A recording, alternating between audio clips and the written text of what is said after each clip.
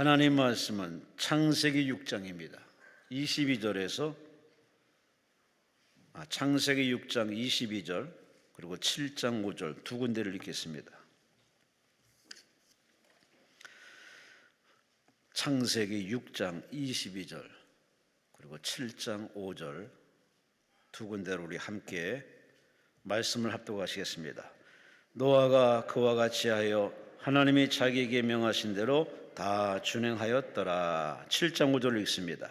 노아가 여호와께서 자기에게 명하신 대로 다 준행하였더라. 아멘. 오늘 11시에 신 말씀을 강사님은 김관선 목사님, 서초구 명달로 위치한 산정은교회 김관선 목사님이십니다. 본문을 가지고 다 준행하였더라 제목으로 말씀 전해주시겠습니다. 목사님 나오십니다. 우리 하나님께 감사와 영광의 말씀을 시발합니다. 네, 할렐루야. 눈길을 헤치고 오신 여러분들에게 하나님께서 하늘로부터 신비한 은혜를 주실 줄로 믿습니다. 눈은 하늘에서 내리고 우리의 기도는 하늘로 올라가고 하나님께서 거기에 따라서 또 내려주시는 은혜가 충만할 줄로 믿습니다. 여러분, 기도는 얼마나 중요한가를 성경은 매우 귀하게 표현해 주고 있어요.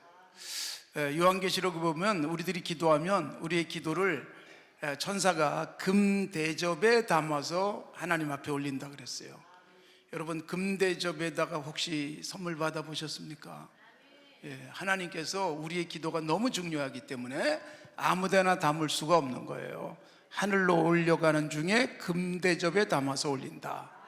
근데 우리가 기도를 좀 잘 못할 수도 있어요. 하나님의 뜻과 맞지 않는 기도를 할 수도 있어요. 그러나 잘못된 기도도 하나님은 고쳐서 우리에게 주실 줄로 믿습니다. 여러분, 야고보와 요한의 어머니가 예수님이 예루살렘에 올라가시는 마지막 주간에 이제 예수님이 왕이 될 것이다. 그러면 우리 두 아들을 왕이 돼서 양옆에 세워주세요 라고 청탁을 했어요. 말하자면 기도한 거예요. 그때 예수님이 굉장히 답답했어요. 도대체 뭘 구해야 되는지도 모르는구나. 너희가 뭘 구해야 될지도 모르는구나. 너희 두 아들에게 그게 합당하면 아버지께서 반드시 주실 거야. 그러나 넌 지금 분명히 잘못 구하고 있어. 내가 지금 왕이 되러 올라가는 게 아니잖아. 예수님이 답답하셨습니다. 그런데 여러분, 사도행전에 가서 보시면 놀라운 요한과 야고보의 역사를 볼 수 있어요. 어머니가 그렇게 간절하게 기도했어요.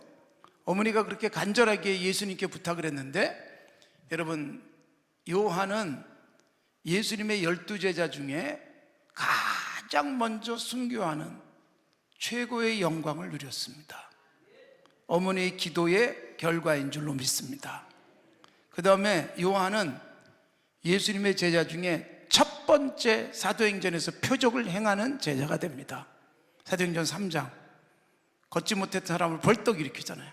그리고 요한은 예수님의 제자 중에 가장 오래 살면서 누구도 보지 못했던 하나님 나라를 다 보고 기록하는 요한계시록의 기록자가 되잖아요. 이쯤 되면 기도할 만하지 않아요? 아들을 위해서 기도했는데 예수님은 답답해가지고 도대체 뭘 구해야 되는지도 모르는구나, 그렇게 대답을 하셨지만 그래도 예수님이 그걸 담아 놓으셨어요. 그리고 야고보, 요한은 최고의 영광을 누렸습니다. 첫 번째 순교자, 가장 오랫동안 하나님 나라를 선포하고 하나님 나라를 우리에게 계시해 주는 그런 요한계시록의 기록자가 됐고 사도행전에 나오는 첫 표적의 주인공이 되어졌다는 것입니다. 우리의 기도가 좀 모자라도 주님께서는 그 기도를 고쳐서 가장 좋은 것으로 채워주실 줄로 믿습니다. 그러므로 여러분, 우리의 기도를 쉬지 않기를 바랍니다. 하나님 전 상서라는 편지를 쓴 오영석이라는 어린아이가 있어요. 1960년대 여러분 교회를 다니면서 주일학교에서 배운 대로 하나님께 편지를 썼어요. 하나님, 저 공부 좀 하게 해주세요. 초등학교 졸업하고 도무지 아버지가 공부를 시켜주잖아요. 돈이 없다고. 농사나 져라. 공부를 너무 하고 싶어서 하나님, 저 공부 좀 하게 해주세요. 그렇게 편지를 써서 우표도 붙이지 못한 채 우체통에 그냥 집어넣었어요. 그런데 여러분, 우편 배달부가 하나님 앞에 배달이 불가능하니까 우체국장에게 갖다 줬어요. 근데 우체국장이 교회 집사님이었어요. 그분이 여러분 편지를 딱 보고 배달이 안 되니까 목사님께 갖다 드렸어요. 이준묵 목사님이라고. 정말 지금도 굉장히 큰 교회입니다. 근데 목사님이 편지를 받아보고 감동이 돼가지고, 해남의 정말 시골 어린아이거든요.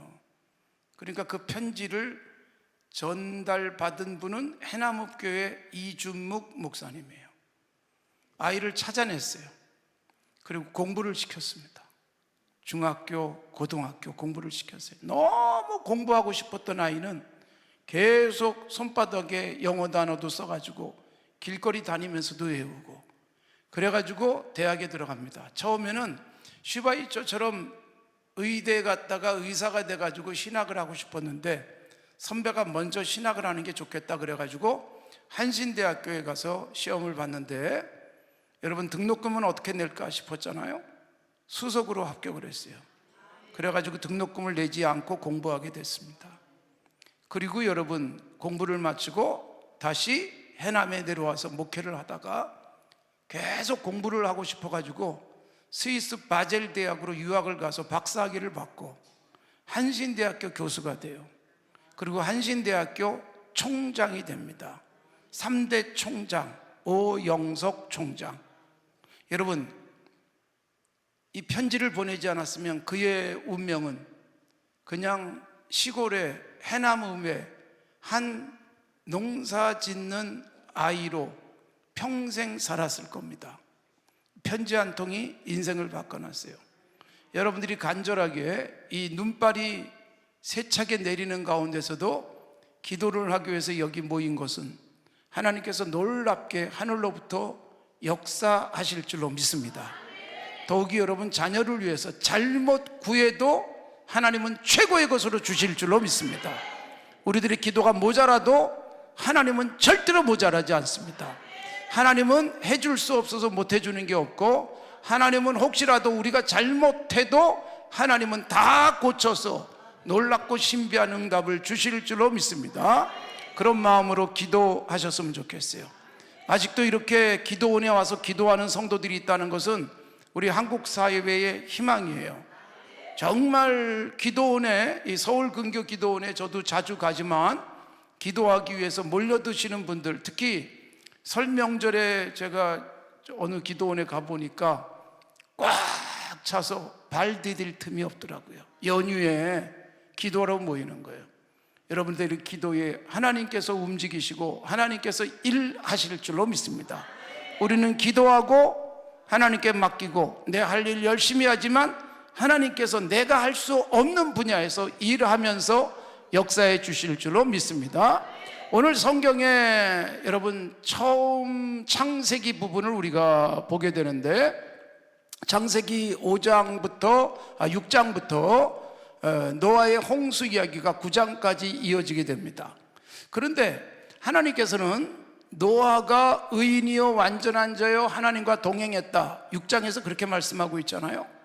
그래서 그에게 모든 사람이 죄를 범하지만 노아와 그 삶을 보시고 그를 구원하십니다. 세상을 심판하는 중에 무엇을 만들도록 하셨어요? 방주를 만들도록 하셨습니다. 그래서 방주를 만드는데 하나님께서 명령을 하세요. 나무 종류는 무엇인가? 고페르 나무, 그렇게 번역이 되어 있습니다만 고페르 나무를 가지고 만들어라. 사이즈는 이렇게 해라. 그 다음에 3층으로 만들어라. 칸을 막아라. 창문은 이렇게 내라. 그 다음에 문은 어떻게 만들어라. 하나님이 굉장히 상세하게 설계를 해 주셨습니다.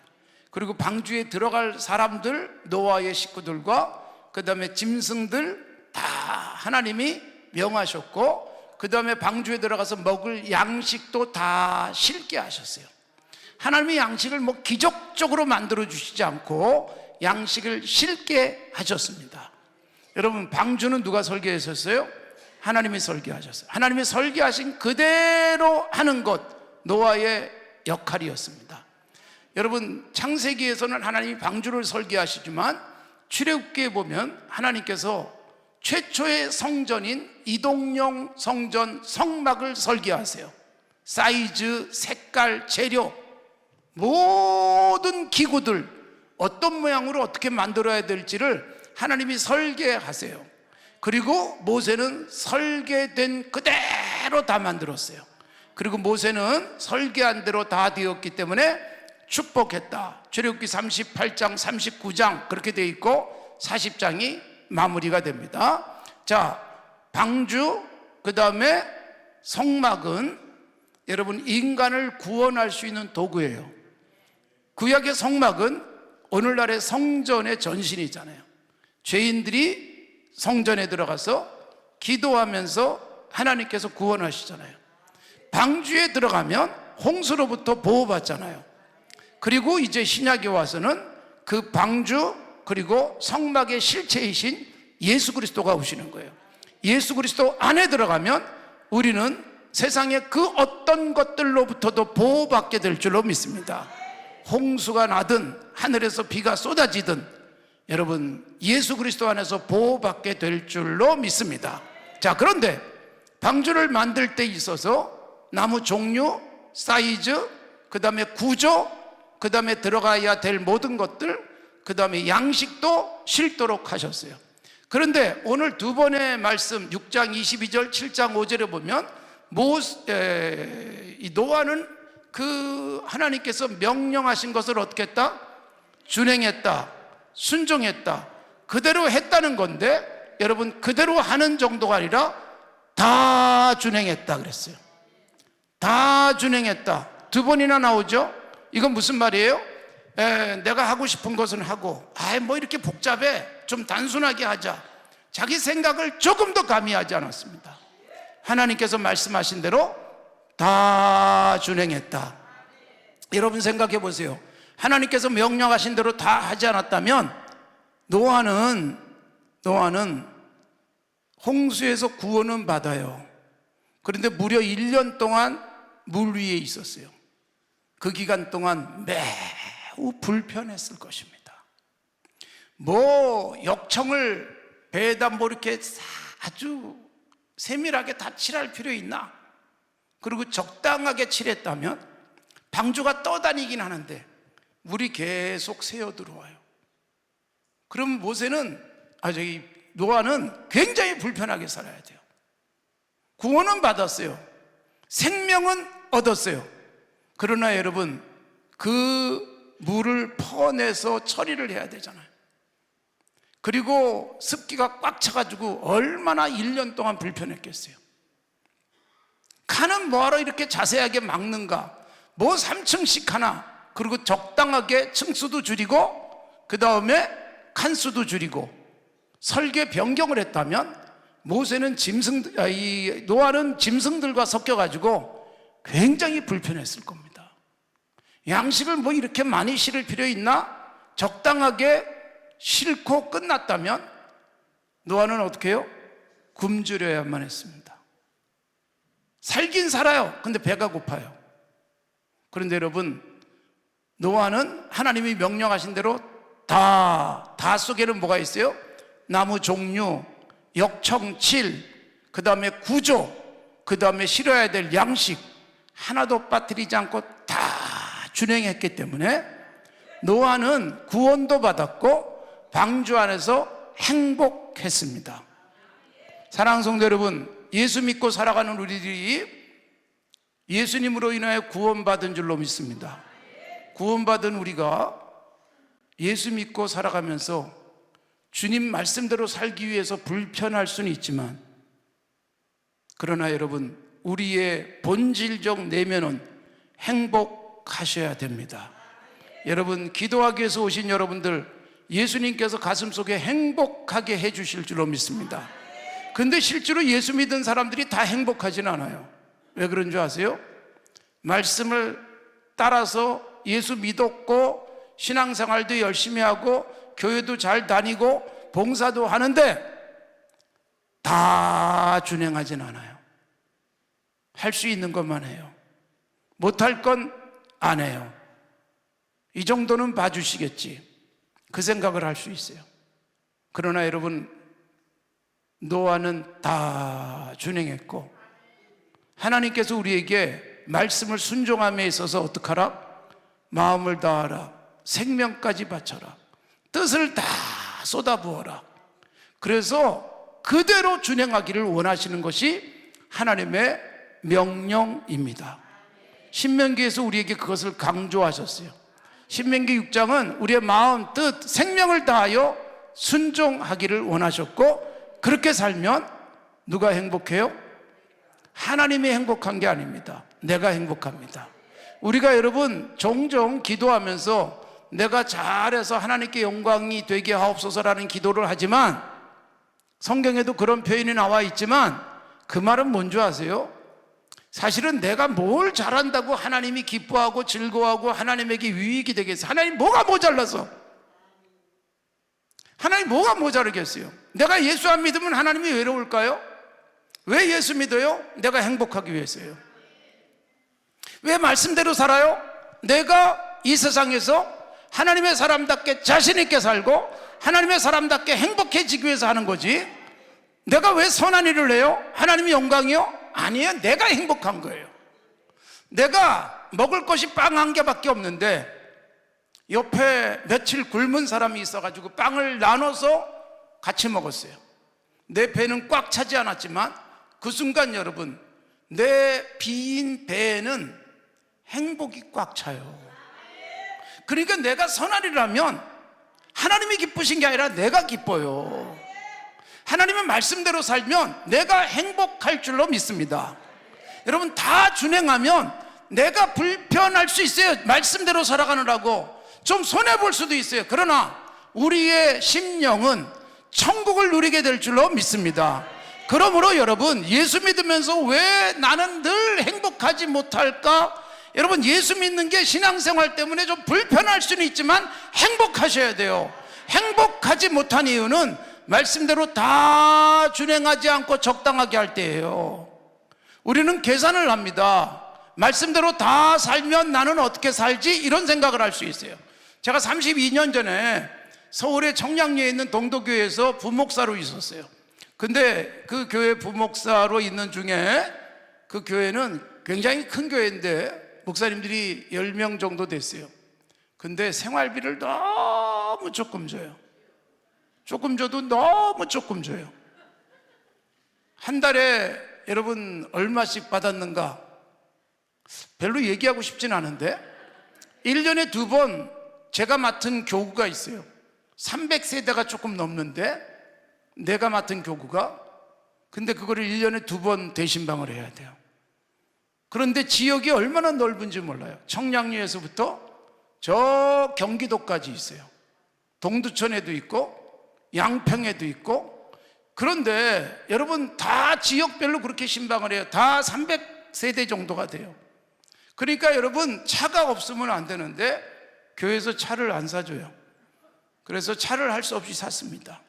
할부금을 14만 5천 원씩 계속 물었습니다. 36개월 할부금. 그리고 여러분, 제가 집이 없었어요.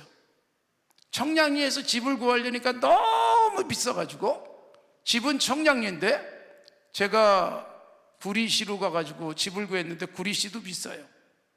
그래서 제가 오늘 그 앞으로 왔거든요. 경기도 금곡, 금곡에 오니까 2천만 원짜리 빌라 전세가 있더라고요. 그런데 제가 1,000만 원을 빌렸어요. 은행에서. 친구한테 500만 원을 빌렸어요. 그 다음에 제가 있던 교회에서 준 돈 합치고 이렇게 저렇게 해가지고 2천만 원을 만들어서, 그리고 전세금으로 하고, 그 다음에 여러분 자동차 할부가 14만 5천 원씩 계속 붙고, 그 다음에 1,000만 원 빌린 거에 대한 원리금 상환 34만 원, 그 다음에 친구한테 빌린 500만 원에 대한 이부이자 10만 원. 그거 다 합치니까 제 사례금 정도가 돼요. 교회에서 64만 원을 줬어요. 기름을 때로는 자동차에다 넣을 수 없어서 버스 타고 출근을 할 때도 있었어요. 그리고 생활이 너무 어려우니까 그래도 하나님이 제 아들 돌잔치를 할 때 금반지가 몇 개 생겼어요. 그래가지고 금반지를 금은방에 가서 팔아가지고 그걸로 생활비를 보탰는데, 지금 같으면 자신 있게 금반지를 제가 팔 텐데 가난하고 어려워서 금반지를 팔아야 되니까 쪽팔려가지고 제가 못 가고 아내 보고 팔아오라 그랬어요. 지금도 두고두고 제 아내가 저한테 그때 얘기를 합니다. 세상에 그걸 날 보고 팔아오라 그러다니. 근데 여러분, 그렇게 하다 보니까 계산을 해보세요. 11조가 나와요, 안 나와요? 안 나와요. 매주 목사가 그래도 감사헌금을 해야 되는데 감사헌금이 안 나와요. 그러니까 계산을 하면 다 준행할 수가 없어요.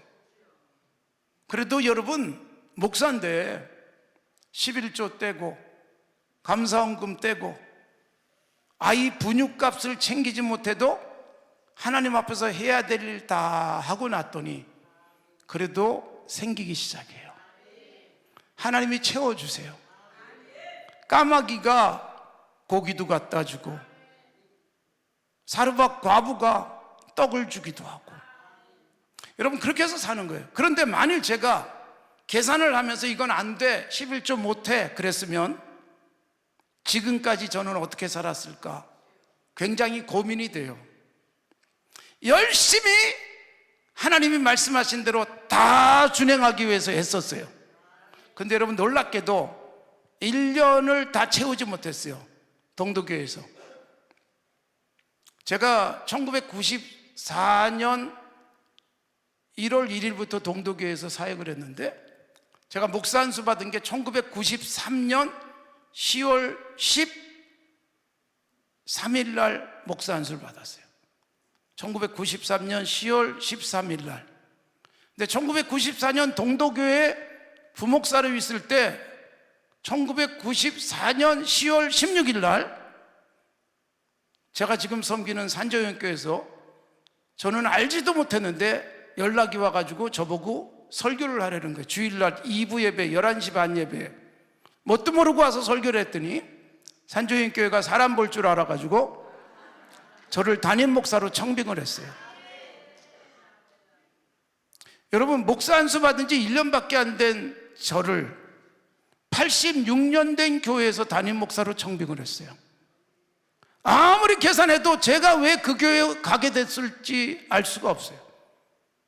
근데 여러분, 제가 아무 계산도 하지 않고 다 준행하자, 다 하자, 그래서 굉장히 힘들고, 때로는 여러분 아이 분유값이 없어서, 아이 기저귀 값이 없어서 힘들었지만, 아이의 돌반지를 팔아야 했지만 말씀대로 다 준행했더니 하나님이 생각지 못했고 계획도 못했던 산조연교회 담임 목사가 돼서 이 교회가 저를 선택할 때도 사람 볼 줄 알았는데 30년 내내 사람 볼 줄 알아가지고 31년째 사역을 하고 있습니다. 교회는 부흥을 하고, 그리고 저는 교회를 키우고, 교회는 목사 안수 받은 지 1년밖에 안 된 당시에 39살이었어요. 그런 저를 31년 동안 잘 세워줬어요. 지금 생각해도 정확한 정답은 뭐냐? 우린 너무나 계산을 많이 해요. 이거 하고 저거 하려면 불가능해. 하나님이 아무리 말씀하셨어도 내 살 길을 만들어야지. 그러다 보니까 하나님이 우리에게 진정한 숨어있는 비밀 같은 행복의 역사는 펼쳐주지 않을 수도 있어요. 또 신앙생활은 하지만 행복하지 않을 수 있어요. 여러분, 방주의 구조, 하나님이 설계하신 대로 다 만들지 않았다면 노아는 매우 힘들었을 거예요. 1년 동안 살아남긴 하지만 때로는 양식이 모자라기도 하고 짐승과 뒤섞이기도 하고 냄새나는 곳에서 불편하게 살아야 됐지만 다 준행했더니 1년 동안 여러분 편안하게, 그리고 배고프지 않게 8 식구가 다 살아남아서 여러분 배에서 내려서 하나님 앞에 감사의 제사를 드리고 하나님이 펼쳐주시는 무지개를 보면서 하나님의 약속을 받을 수 있었던 것입니다. 사랑하는 성도 여러분, 우리가 하나님 앞에서 너무 계산하지 마세요. 말씀이면 다 하십시오. 그러면 하나님이 놀랍게 역사하실 줄로 믿습니다. 그러니까 우리가 기도하면서요, 하나님이 이거 해주세요, 저거 해주세요, 그 기도보다는 하나님 아무리 어려워도 말씀대로 다 준행하는 내가 되도록 용기 주시옵소서. 결단할 수 있게 하옵소서. 하나님이요 신비하게 역사할 거예요. 하나님의 기적을 경험할 수 있는 기회를 놓치지 마십시오. 사르밧 과부에게 찾아간 엘리야 선지자는 마지막 빵 하나를 가지고 아들과 먹고 죽겠다고 하는데, 잔인하게도 선지자가 그 빵 나부터 줘. 여러분, 그 사르밧 과부는 아들과 함께 마제곽으로 먹고 죽으려고 했는데 그 빵을 선지자의 말대로 드려요. 그러고 난 다음에 기름도 모자라지 않고 통의 가루도 계속해서 솟아나잖아요. 여러분, 우리가 하나님의 말씀에 적극적이고 절대적으로 순종하면 하나님은 우리가 할 수 없는 일들을 하게 하실 줄로 믿습니다. 여러분, 오해하지 마십시오. 말씀드렸더니 힘든 시간이 길어질 수도 있어요. 그러나 여러분, 반드시 내가 아니더라도 놀랍고 신비하게 언젠가는 채우시고 심지어 자녀들이 누리게 하실 줄도 믿습니다. 우리 아버지 어머니가 1956년에 제가 태어났는데 1960년대 그 서울의 약수동에서 사업을 크게 하셨어요. 너무너무 잘 됐어요. 초등학교 5학년 때까지 부자로 살았어요. 약수동에서 제일 좋은 집을 짓고, 우리 집 뒤에 영화배우, 이름을 대면 알만한 영화배우가 살아가는데 그 집보다 더 좋은 집을 짓고 살았습니다. 근데 초등학교 5학년이라고 6학년쯤 됐을 때 폭삭 망했어요. 폭삭 망했어요. 근데 우리 아버지가 망한 게 왜 망했을까 생각을 해봤어요. 우리 아버지가 열심히 사업을 하면서 처음엔 11조 하는 게 굉장히 어려웠어요. 그래서 우리 어머니가 이중장부를 만들어서 몰래 11조를 냈어요. 그러다가 드디어 우리 아버지도 11조를 내기 시작했어요. 완벽한 11조를 내기 시작했는데 망했습니다. 그러니까 무슨 생각할 수 있어요? 11조 내도 소용없다, 그럴 수 있잖아요. 폭삭망해서 집도 없어지고 서울에서 굉장히 변두리인 곳에 집 하나 겨우 장만해가지고 우리는 이사를 가야만 했습니다. 제가 다니던 장충 초등학교까지 아침에 버스를 2번 갈아타고 학교를 다녀야만 했습니다. 너무너무 힘들었어요. 근데 여러분, 우리 아버지 어머니가 그 뒤로 하는 일마다 실패하세요. 근데 그래도 11조 해봐야 소용이 없다 그런 게 아니라 다 잃어버리고 난 다음부터 우리 아버지에게는 기쁨이 생겼어요. 우리 아버지가 마지막까지 천국 가시던 1980년 10월 29일까지 제게 보여주신 모습이 뭔지 아세요? 늘 찬송하면서 사셨어요. 아무것도 할 수 없을 때도 성경 읽고 찬송하고 원망 안 하고, 그리고 그렇게 없을 때도 우리 어머니는 11조 주머니에 그 작은 돈 중에서도 11조를 하셨어요. 다 준행하는데 어려워져요. 다 준행했는데 일은 안 풀려요. 그러니까 우리 아버지는 평생 그때 망하고 나서 풀린 적이 없이 천국 가셨어요. 근데 여러분, 놀랍지 않습니까? 우리 어머니는 93세에 천국 가실 때까지 매일 기도하셨고, 우리 아버지는 62세에 천국 가실 때까지 매일 찬송 부르고 성경 보면서 저를 응원하셨어요. 우리 아버지는 그렇게 힘들게 살다 가셨어요. 그러나 마음은 늘 평안했어요. 우리 아버지가 가장 좋아하는 찬송이 내 영혼의 극히 깊은 데. 여러분, 평화로다, 이걸 너무 좋아하셨어요.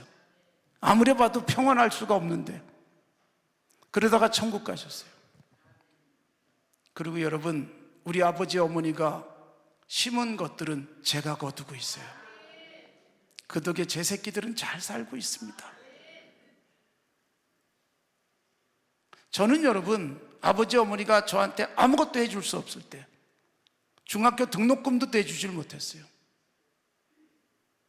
그래서 저는 어쩔 수 없이 땅의 아버지한테는 기대할 게 없으니까 하늘아버지 쳐다봤어요. 하늘아버지가 저를 공부시켜 주시고, 하늘아버지가 저를 대학도 마치고 대학원도 마치고, 그리고 정훈장교로 군대 가가지고 전역하고 정훈장교 때 모아놓은 돈 가지고 신학대학원 공부를 했어요. 그리고 목사 안수 받고 딱 1년 만에 산조연교회 담임 목사가 됐어요. 조만식 장로님이 섬기셨고 주기철 목사님이 섬기셨던. 저는 이게 웬 기적인가 싶었지만 돌이켜보니 뭐예요? 우리 아버지 어머니가 쫄딱 망해도 기도만 하셨을 뿐만 아니라 말씀대로 11조를 빠뜨리지 않으셨어요. 말씀대로 다 하기 위해서 주일날이면 아무것도 하지 않은 채 예배당 가서 사셨어요. 교회에서 기도회만 있으면 금요일 날도 밤새 기도하셨어요. 말씀대로 다 준행했던 덕에 제가 살고 있고, 제가 무슨 걱정일까요? 저는 우리 아버지가 아무것도 해주지 못해서 하늘아버지 바라보고 살았는데, 저는 너무 전능한 아버지가 돼가지고 우리 새끼들은 저만 쳐다보고 살아요. 제가 많이 기도한 게 뭘까요? 오 하나님 아버지, 우리 아이들이 저를 기대하지 않고 저를 옆에 주신 하나님을 바라보게 하옵소서. 이 기대를 하면서, 이 기도하며 살았어요. 사랑하는 성도 여러분, 우리가 너무 계산이 많아가지고 다 준행하지 못한 채 될까 안 될까를 생각하는 거예요. 사무엘상 15장에 보면 이스라엘의 첫 번째 왕이 누구예요? 사울이잖아요. 사울이 하나님을 섭섭하게 하고 하나님이 사울에게 내가 너를 버렸다 선포를 해요. 왜 그런 줄 아세요? 아말렉과 싸우고 와라 그랬어요. 아말렉과 싸우는데 출애굽기 17장에서 이스라엘을 괴롭혔던 아말렉을 싹 진멸해라, 아무것도 남기지 마라, 이 땅에서 싹 지워버려야 된다. 그래가지고 사울에게 명령하셨어요. 사울은 가서 이길까 질까를 걱정할 필요가 없이 싸우기만 하면 이기는 거예요. 그리고 이겼어요. 하나님이 다 진멸하라고 했는데 살찐 짐승들을 남겨가지고 왔어요. 아말렉의 왕까지 포로로 잡아왔어요. 왕은 왜 잡아올까요? 내가 이렇게 왕을 포로로 잡았어. 자신의 영광을 위한 거예요. 자신의 배부름을 위해서 살찐 짐승들을 잡아왔어요. 선지자가 긴급하게 사울에게 찾아갑니다. 저 짐승 소리가 뭡니까? 그때 여러분, 사울은 뭐라고 핑계대요? 내가 한 게 아니고 백성들이 하나님께 제사 드리려고 가지고 온 거예요. 그때 여러분, 유명한 말씀, 사무엘상 15장 22절의 말씀이 선포되잖아요. 뭐가 제사보다 나아요? 순종. 순종이란 뭐예요? 다 준행하는 거. 내가 아말렉을 진멸했습니다. 그러나 하나님께 제사 드리려고 요것만큼은 그냥 가져왔어요. 그런데 여러분, 선포합니다. 순종이 제사보다 낫습니다. 하나님의 말씀을 듣는 것이 숫 양의 기름보다 낫습니다. 하나님이 이제 당신을 버리십니다. 사울은 버림받는 거예요. 말씀을 순종했어요. 아말렉과 싸웠어요. 아말렉을 진멸했어요. 그런데 다 준행하진 않아요. 자신의 영광을 위해서 아각 왕을 사로잡고 살찐 짐승들을 자기의 우리간에 갖다 놓는 거예요. 다 준행하지 않으면서 하나님이 버려요. 이유가 뭐예요? 당신이 하나님의 말씀을 버렸으니까 하나님이 또 당신을 버립니다. 사랑하는 성도 여러분, 하나님의 말씀대로 살면 우리의 인생이 든든합니다. 예수님이 산상설교에서 이렇게 말씀하셨어요. 말씀을 듣고 준행하는 자, 집을 어디다 세운 것 같다? 반석 위에 세운 것 같다. 말씀을 듣고도 준행하지 않는 자, 모래 위에 세운 집과 같다. 모래 위에 세운 집이나 반석 위에 세운 집이나 아무 걱정 없이 잘 살 수 있어요. 그런데 언제 바람이 불고 비가 오고 홍수가 나니까 반석 위에 세운 집은 든든한데 모래 위에 세운 집은 무너져 버리는 거예요. 여러분, 우리가 말씀을 다 순종하지 않아도 돈도 벌고 행복할 수 있고 뭔가 잘 되는 것처럼 보여질 수 있어요. 그러나 재난이 바람이 부는 그 순간 말씀대로 준행하지 않으면 모래 위에 지은 집처럼 하루아침에 무너지고 말아요. 반석 위에 세워놓으니까 모래 위에 세운 사람보다 훨씬 힘들게 집을 지었어요. 그런데 별 차이가 없는 것 같지만 결정적인 순간에 하나님께서 반석 위에, 즉 말씀대로 준행한 사람의 놀랍고 신비한 은총을 증명해 주시잖아요. 사랑하는 성도 여러분, 기도하시면서 지금까지 내가 말씀대로 다 하지 못한 것은 없는지 점검하시고, 제가 모자르고 제가 계산을 먼저 앞세울 때가 많았습니다. 다 하겠습니다. 고백하시기를 바랍니다. 제가 3시에는 사라의 부활, 창세기에서 아이를 낳지 못했던 사라가 살아나는 모습을 볼 거예요. 하나님은 말씀한 대로 사라를 회복시켜요.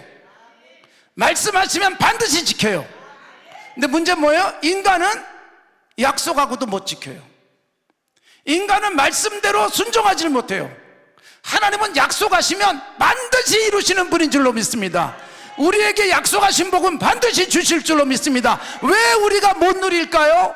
하나님의 말씀을 적당하게 거르고 있기 때문에. 여기까지는 할 수 있지만 여기서부터는 안 돼라는 생각이 우리의 인생에 문제를 만들어 놓을 수 있습니다.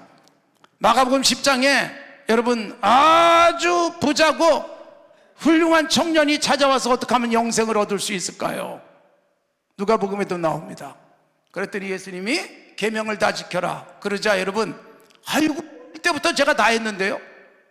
그때 여러분, 예수님이 딱 한 가지를 말씀해요. 한 가지 부족한 게 있다.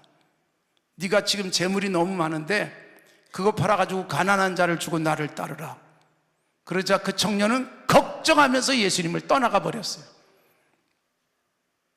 돈이 많은 그 젊은이는 말씀대로 산 것 같아요. 그러나 여러분, 다 하지 못합니다. 왜요? 아까워서. 그래서 예수님을 따르지 못해요. 재밌는 건 그 사건과 같이 나오는 또 한 사람이 있어요. 거지, 눈이 보이지 않는 거지. 예수님이 눈을 띄워주세요. 여러분, 부자에게는 다 팔아서 가난한 사람들 주고 나를 따르라 그랬지만 부자는 그냥 가버렸어요. 근데 여러분, 소경의 눈을 딱 띄워주세요. 그리고 가라 그랬어요. 눈 떴으니까 가. 그런데 그 소경은 예수님을 따라가니라. 그러니까 여러분, 부자였고 가난했기 때문이 아니에요. 마음이에요, 마음. 하나님은 그 부자 청년에게 왜 재산을 다 팔아라 주라 그랬어요? 팔지 못할 거 알아요. 그리고 우리가 재산 다 팔아서 가난한 사람 줘야 우리에게 영생이 있고 우리에게 천국이 있다는 말이 절대로 아닙니다. 문제는 뭐예요? 많이 갖고 있는데 내 걸로 착각하고 있어요. 하나님이 원하셔도 쓸 수 없는 마음의 자세. 아무것도 없어도 모든 것이 하나님의 것입니다. 언제든지 순종할 준비가 되어 있는 사람에게는 여러분, 눈이 활짝 열리면서 인생을 제대로 보게 될 줄로 믿습니다. 예수님이 우리에게 어떻게 살아야 될지를 가르쳤어요. 마태복음에 길게 나오잖아요. 그리고 마지막 예수님이 승천하시면서 예수님께서 주신 중요한 말씀이 뭐예요? 마지막 마태복음 28장 19절과 20절. 그러므로 너희는 가서 모든 민족에게 제자를 삼아서 아버지와 아들과 성령의 이름으로 세례를 주고 내가 너희에게 분부한 모든 것을 가르쳐 지키게 하라. 가르치라고 한 것이 아니라 지키게 하라요. 그러니까 말씀을 많이 알아요.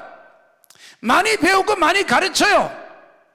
그런데 여러분, 가르치고 배운 것으로 끝나는 게 아니라 지키는 게 중요해요. 마태복음은 유대인들에게 주신 말씀이에요. 마태복음 21장 43절에 보면 내가 너희에게 이르노니 하나님의 나라를 유대인들에게 하시는, 너희는 빼앗기고 누가 차지하느냐? 그 나라의 열매 맺는 백성이 차지하리라. 그 나라의 열매 맺는 백성이란 뭘까요? 말씀하시면 말씀대로 살아서 성령의 열매들이 맺히는 것을 의미합니다. 갈라디아서 5장에서 성령의 열매가 나와요. 사랑이라가 평오래 참은 자비 충성 온유 절제 이런 것들이 나오는데, 이건 여러분 성령이 내 안에서 나를 이끌어가는데 성령의 이끌림을 따라서 순종하며 가면 반드시 열매가 있지만, 육체의 욕심이 계속 우리 안에서 싸울 수 있어요. 에이, 그거 다 드리면 나는 어떻게 살아? 그거 다 순종하면 나는 도대체 어떻게 지금 이 위기를 넘길까라는 걱정을 하지만, 하나님은 준비하고 계세요.